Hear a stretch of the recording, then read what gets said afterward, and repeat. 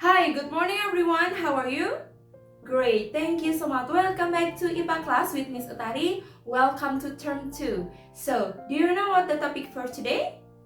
Great, tema 4. Hari ini kita akan belajar tema 4 subtema 1 tentang sistem peredaran darah. Nah, jadi apakah sudah kalian pernah mempelajari hal itu? Pernahkah? Belum? Mari kita belajar bersama. Mari kita simak video penjelasan berikut ini. Hai kids, kembali lagi berjumpa dengan Miss Utari. Hari ini kita akan belajar tentang tema 4 subtema 1 sistem peredaran darah bagian 1. Sebelum mulai belajar, ada baiknya kita mengetahui tujuan pembelajaran kita hari ini. Pertama, mengetahui komponen peredaran darah. Yang kedua, mengetahui perbedaan antara pembuluh arteri dan vena. Apakah yang dimaksud dengan sistem peredaran darah? Tahukah kalian? Clue-nya di sini ada gambar jantung dan pembuluh darah. Jadi, sistem peredaran darah adalah mengalirnya darah yang dipompa oleh jantung di dalam tubuh kita. Sistem peredaran darah teratas jantung, pembuluh darah, dan darah. Komponen sistem peredaran darah yang pertama yaitu jantung. Jantung berfungsi memompa darah ke seluruh tubuh. Jantung teratas 4 ruang yaitu serambi kanan, bilik kanan, serambi kiri, dan bilik kiri. Kemudian, pertama, serambi kanan berfungsi untuk mengalirkan darah kaya CO2 dari seluruh tubuh ke bilik kanan, sedangkan bilik kanan berfungsi untuk memompa darah yang kaya akan CO2 ke paru-paru. Di antara serambi kanan, bilik kanan terdapat katup yang disebut dengan katup tricuspidalis. Fungsi katup ini yaitu menjaga agar aliran darah tetap searah. Kemudian yang ketiga itu ada serambi kiri berfungsi mengalirkan darah kaya O2 dari paru-paru ke bilik kiri. Bilik kiri berfungsi untuk memompa darah yang kaya O2 ke seluruh tubuh.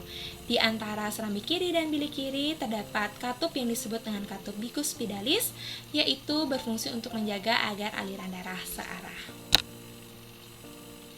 Kemudian ini merupakan bagian jantung yang lengkap. Teratas 4 ruang, yang pertama serambi kanan, bilik kanan, serambi kiri, bilik kiri, dan terdapat 2 katup, katup tricuspidalis dan katup bicuspidalis. Cara kerja jantung. Jantung itu dapat mengembang atau relaksasi dan menguncup atau kontraksi.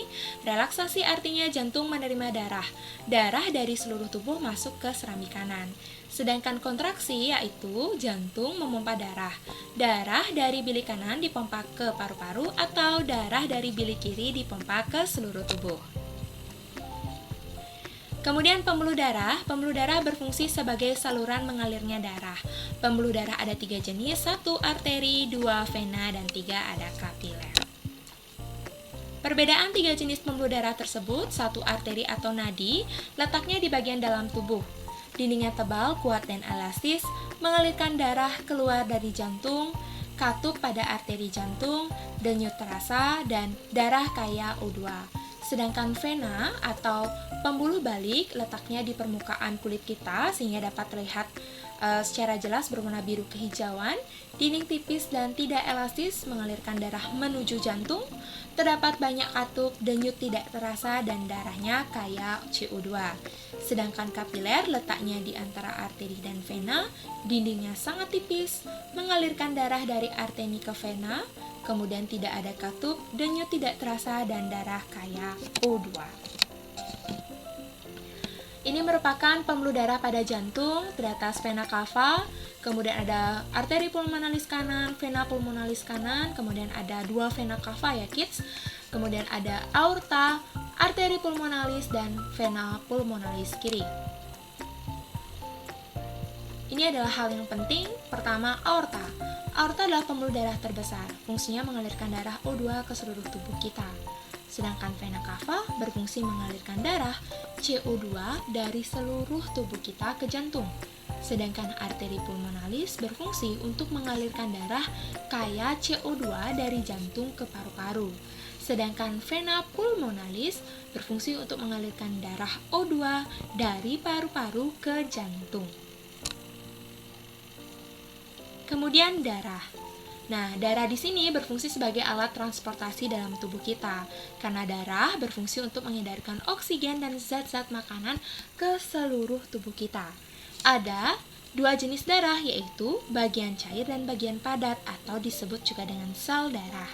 Sel darah ada 3 macam kids, ada eritrosit, leukosit, dan trombosit. Jenis darah atau sel darah pertama eritrosit, sel darah merah berfungsi mengangkut oksigen dan karbon dioksida.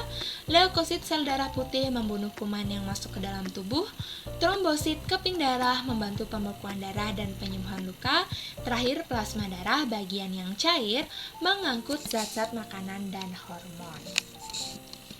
Sekian penjelasan Lestari mengenai sistem peredaran darah manusia bagian 1. Semoga bermanfaat. Sampai bertemu di virtual class. See you kids!